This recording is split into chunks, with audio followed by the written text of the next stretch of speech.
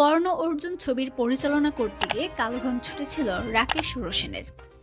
আর তার অন্যতম কারণ ছিলেন ছবির দুই নায়ক শাহরুখ খান ও সালমান খান।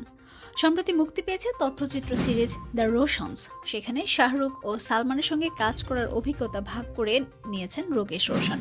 এও জানিয়েছেন রোজ শুটিংয়ে যাওয়ার আগে ঈশ্বরের কাছে প্রার্থনা করতেন তিনি। এই ছবির গল্পের উপর কোনো বিশ্বাসই ছিল না শাহরুখ ও সালমানের। এমনকি এই তথ্যচিত্রে শাহরুখ নিজেই স্বীকার করেছেন তিনি সেই সময় দুর্ব্যবহার করতেন।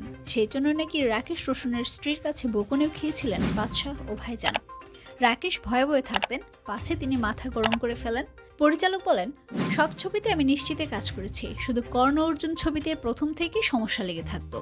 এক একদিন ভাবতাম কেন এসব ঘটছে, তবুও মেনে নিতাম।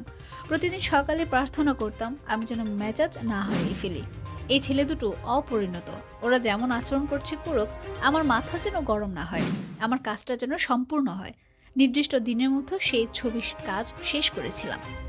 ছবির গল্প নিয়ে কোনো আগ্রহ ছিল না সালমান ও শাহরুখের। পরিচালকের কথায় ওদের কোনো আগ্রহ ছিল না। মনে আছে একদিন একটা দৃশ্যের শুটিংয়ে সমস্ত কিছু প্রস্তুত হয়ে গিয়েছে, সূর্য ডোবার মুখে তখন, কিন্তু ওদের দেখা নেই। একেবারে শেষ মুহূর্তে ওরা এলো আর তাড়াহুড়ো করে শুটিং করলো। সিরিজে অভিজ্ঞতা ভাগ করে নেন শত্রুঘ্ন সিংহ।